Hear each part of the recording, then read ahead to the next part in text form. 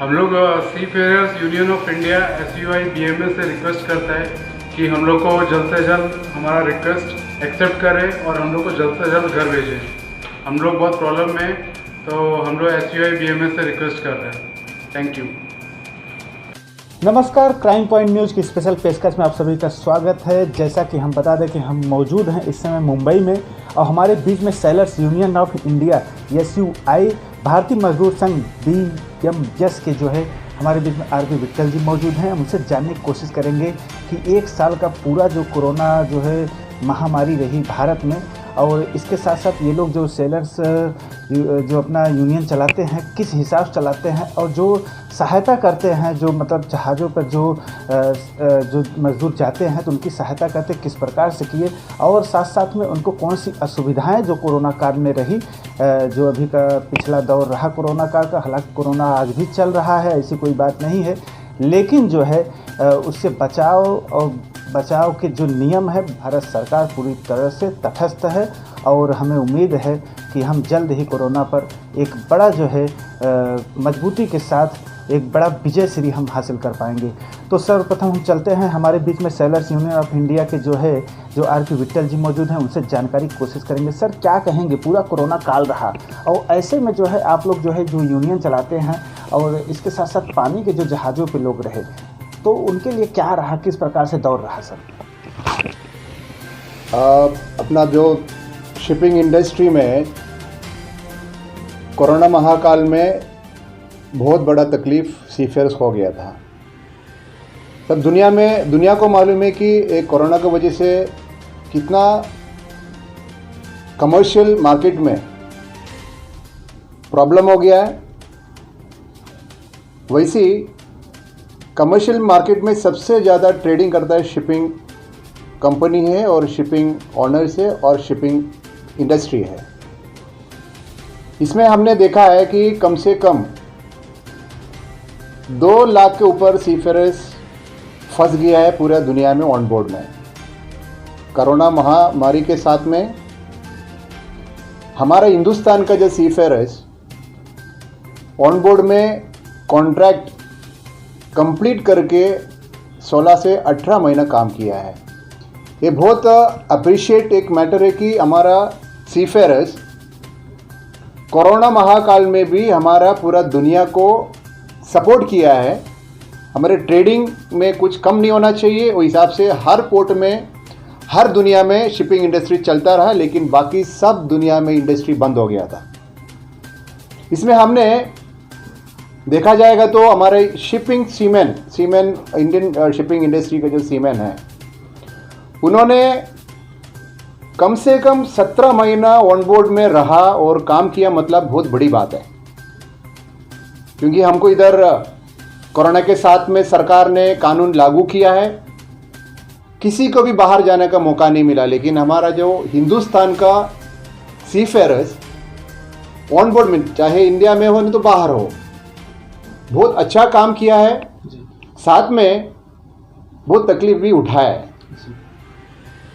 तकलीफ का मतलब नॉर्मल जो कॉन्ट्रैक्ट होता है 9 महीने का, लेकिन इंटरनेशनल लेबर ऑर्गेनाइजेशन के मुताबिक कोई कंपनी का कोई शिपिंग ऊपर 2 महीना 3 महीना एक्सटेंड करवाया है, क्योंकि कोरोना महाकाल है और 3 महीना भी एक्सटेंड कर सकता है, नहीं तो ILO इंटरनेशनल मैरिटाइम कन्वेंशन का भी नॉर्म्स का अगेंस्ट हो जाए। इंटरनेशनल लेबर ऑर्गेनाइजेशन 3 महीने का कॉन्ट्रैक्ट बढ़ाया, मतलब 12 महीने का, लेकिन 12 महीने भी कंप्लीट करने के बाद हमारे इंडियन सीफेयर्स 16 से 17 महीना ऑन बोर्ड रहा है। हमको खुद पता है कि एक इंसान है, इंसान को केज के अंदर नहीं तो एक पिंजरे के अंदर रख नहीं सकता है। माइंड वाइज में और फिजिकली वो लोग डिटेरियोरेट होता है वो लोग का सेहत, और वैसे ही काम करने में लोग दिल भी नहीं लगता है। सर, रोकना चाहेंगे जो आपने कहा कि 17 महीने तकरीबन जो जहाज़ पे लोग जमा रहे, तो ऐसे में आप लोगों से कांटेक्ट करना, उन लोगों का कहाँ तक रहा संभव हो पाया, और आप लोगों ने क्या उनको सुविधाएं देने की कोशिश की? हमारे पास देखिए, अभी इंडियन सीफेयर्स हमारे से अच्छा संबंध में है, चाहे वो इंडिया में हो, बाहर में हो, ऑन बोर्ड में हो, हमारा कांटेक्ट में हर कंपनी का हर सीमेन कांटेक्ट में रहता है। वैसे ही कम से कम 100 के ऊपर ऑनबोर्ड से हमको कंप्लेंट आया कि हमको हमारा जो ऑनबोर्ड में खाने का नहीं मिलता है और पीने को नहीं मिलता है और दवाई नहीं, हमारी सेहत बहुत ख़राब है, हमको ये रिपैट्रिएशन होना चाहिए, इंडिया में हमको वापस लाना चाहिए। ये हिसाब से हम DG shipping, ministry of shipping और प्रधानमंत्री जी को हम लेटर लिखा है कि हमारे Indian seafarers, I am not talking about only the Indian seafarers, but जो भी इंडियंस बाहर फंसा हुआ है उनको भी साथ साथ में हमारे हिंदुस्तान में लाना चाहिए। इसके लिए प्रधानमंत्री जी को शिपिंग मिनिस्ट्री और DG shipping external affairs ministry को चिट्ठी लिखा है कि सब हिंदुस्तान का जो नागरिक है सबको लाना चाहिए, स्पेशली इंडियन सीफेयर्स को लाना चाहिए। इसके हिसाब से देखिए, मैंने आपको दिखाना चाहता हूँ कि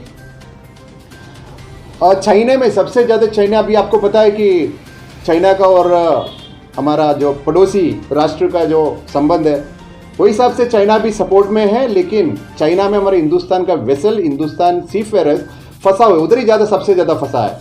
लेकिन 17 महीना ऑन बोर्ड उधर ही था, मतलब कॉन्ट्रैक्ट कंप्लीट करने के बाद भी हमको एक वेसल है हमारा जो Great Eastern Shipping Company, Indian flag vessel है, वैसे MV Anaesthesia is a foreign flag vessel है manned with MSC shipping company. हमको ऑन बोर्ड से कंप्लेंट आया कि हमारा अभी कॉन्ट्रैक्ट कंप्लीट हो गया, 16, 17, 18 महीना हो रहे, हमको रिपैट्रिएशन करने का कुछ सुविधा सरकार से देना चाहिए। सर रोकना चाहेंगे, ये जो आपको कंप्लेन आया कौन सी तारीख में आया और मेल वगैरह में क्या था सर, थोड़ा विस्तार से बताएंगे। ये हमको जो MV एनेस्थेसिया जो ऑनबोर्ड वेसल से खाली कंप्लेंट नहीं है, क्रू ने पूरा लिख के साइन करके वीडियो क्लिप के साथ में हमको भेजा कि आप सेलियर्स यूनियन ऑफ इंडिया हमको मदद कर सकते हैं, दूसरा कोई नहीं कर सकते। इसलिए हमारे ऊपर भरोसा रखे हमको ग्रीवेंसेस के 18 दिसंबर 2020 में हमने ये बात को तुरंत वही दिन में हमने ministry of external affairs mister Subrahmanyam Jaishankar ji को हमने चिट्ठी लिखा है, इसका भी कॉपी है, और उसके साथ में मनसुख मांडविया शिपिंग मिनिस्टर है, उनका भी कॉपी है, और उनके साथ में ministry of external affairs state minister mister V Muraleedharan ji, उनको मैं पर्सनली बात किया और उनको मेल किया, उसका भी रिप्लाई भी आ गया कि आपका जो ग्रीवेंस है हमने टेकअप किया, हम जो चाइना सरकार से बात करके जल्दी से जल्दी इंडियन सीफेयर को वापस करने के लिए कोशिश करेगा। उस हिसाब से लगातार डिप्लोमेट के भी देखिए हमने प्रेशराइज मिनिस्ट्री में किया, डीजी शिपिंग मिनिस्ट्री और प्रधानमंत्री तक पहुंचाया, लेकिन हमने प्रेशर दिया, हमको इंटरनेशनल और डिप्लोमेटिक वे में बात करने का कोई अधिकार नहीं है, और दो कंट्री का बीच में प्रॉब्लम है, इसके लिए कंट्री टू कंट्री बात कर सकते हैं। इसलिए हमने मिनिस्ट्री को प्रेशराइज किया कि ये हमारे हिंदुस्तान में जो सीफेयर ऐसे बाहर फंसा हुए उनके लिए सबको लाना चाहिए। वो हिसाब से जग आनंद वेसल है जो चाइना में फंसे हुए, ग्रेट ईस्टर्न शिपिंग कंपनी का जो जग आनंद वेसल का गया महीने में सब सीमेन को रिपैट्रिएशन किया है। वैसी जो MV एनेस्थेसिया, ये भी हमने खाली ये कंप्लेंट के ऊपर खाली मिनिस्ट्री को नहीं, हम मीडिया में बहुत बड़ा वायरल किया था कि क्योंकि हिंदुस्तान का पूरा कोने कोने छप्पे में मालूम पड़ना चाहिए हमारा हिंदुस्तान का सीफेयर कैसे काम करता है। इतना महीना बोल नहीं सकते, साल बोल सकता है, 1.5 साल बोल सकता है इन टोटल फंसा हुआ है, लेकिन लाने के लिए कोई भी इसका इंटरेस्ट नहीं लिया है। लेकिन कंपनी हो और ITF एफिलिएटेड जो भी ऑर्गेनाइजेशन इंडिया में हो, खाली सीमेन को एक्सप्लॉइटेशन करने का काम करता है, वो लोग भलाई के लिए कुछ काम नहीं करता है, क्योंकि मेंबर जहाज में होता है, सीमेंट जहाज में जाता है, उनका जो कंट्रीब्यूशन वैसी ऑर्गेनाइजेशन में जाता है और उनका जो फीस होता है वो भी ले लेता है, लेकिन उसके बाद में कोई भी सीमेंट के बारे में ITF एफिलिएटेड ऑर्गेनाइजेशन नहीं सोचता है। इसके लिए हमको ये सीमेंट लोग ने कंप्लेंट लिखे भेजो कि सेलियर्स यूनियन ऑफ इंडिया ही कर सकता है, इस हिसाब से हमने किया है। आज का तारीख में, मतलब आज 16 तारीख है, ये तारीख में MV एनेस्थेसिया वेसल का पूरा सीमेंट अपने अपने घर में पहुंच गया है। ये सेलियर्स यूनियन की बहुत प्रशंसनीय बात है और हम उसको गर्व है। जी चलिए, बहुत बहुत बधाई हो आप सभी लोगों को, आप लोगों की मेहनत रंग लाई, और जो हमारे जो बच्चे जो जहाज़ पे फंसे थे, हमारे हिंदुस्तान के लड़के, वो सही सलामत अपने घर में आए। सर क्या कहेंगे, जब वो लोग सही सलामत घर पर आए तो ऐसे में आप लोगों का जो है कांटेक्ट होना उनसे संभव हो पाया? देखिए, ये वेसल का जो MV एनेस्थेसिया वेसल और MV जग आनंद वेसल का सीमेन ने हमको फ़ोन किया था, कई सीमेन हमको फ़ोन किया था, लेकिन कोई हमको फ़ोन नहीं किया, हमने कॉन्टैक्ट किया है, लेकिन बहुत टाइम के लिए फ़ोन उठाया नहीं है। हमको एक डाउट हो गया आने के बाद क्यों, दिक्कत तो नहीं है, इधर आने के बाद प्रॉब्लम नहीं है, लेकिन कोई सीमेन फ़ोन उठा के हमको बताया कि कंपनी ने स्पेशली एमएससी कंपनी बोला कि आप कोई भी यूनियन से कोई भी डिपार्टमेंट में बात नहीं करने का है। वैसी कोई भी कंपनी का कोई ऑर्गेनाइजेशन दबाव रहता है, as per the Indian constitution it's a violation of the norms, that is right to speech.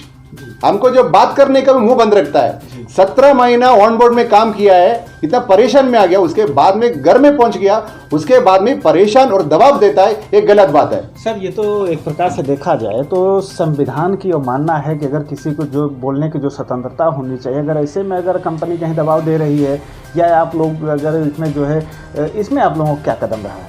देखिए, हमने जो भारतीय मजदूर संघ सेलियर्स यूनियन ऑफ इंडिया लगातार इंडियन कानून लागू करने के लिए कोशिश करता है।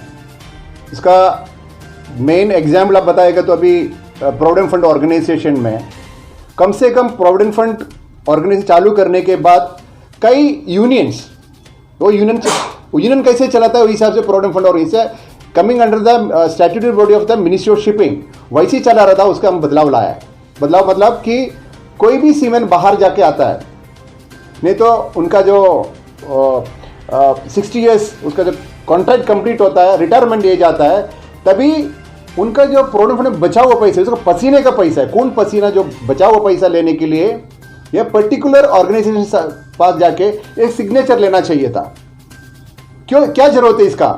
सेलियर्स यूनियन ऑफ इंडिया एसपीएफओ चेयरमैन को लेटर लिखा है कि ये गलत है कि एक सीमेन का पैसा बचा हुआ प्रोविडेंट फंड पैसा विड्रॉ करने के लिए ये पर्टिकुलर यूनियन नहीं तो पर्टिकुलर ऑर्गेनाइजेशन के पास जाके सिग्नेचर क्यों लेने का? ये गलत बात है, क्योंकि वो किसी का भी जरूरत नहीं है। सेलियर्स यूनियन ऑफ इंडिया मुद्दा उठा के वो पर्टिकुलर यूनियन के पास जाके सिग्नेचर लेना बंद करवाए। अभी सीमेन सेल्फ अटेस्टेशन करवा सकता है और खुद का पैसा खुद निकाल के खुद घर जा सकता है। ये बहुत बड़ा चेंजेस लाया है कि अराउंड 60-65 ईयर्स के बाद में सेलियर्स यूनियन ऑफ इंडिया ये चेंजेस लाया है। वैसी है national maritime India agreement, sailors union of India Bharatiya Mazdoor संघ अभी तक माना नहीं एग्रीमेंट है और इसका लगातार हमारा एक कोशिश है कि सरकार से, सेंट्रल गवर्नमेंट से एक नया कानून, नया एग्रीमेंट लाने के लिए।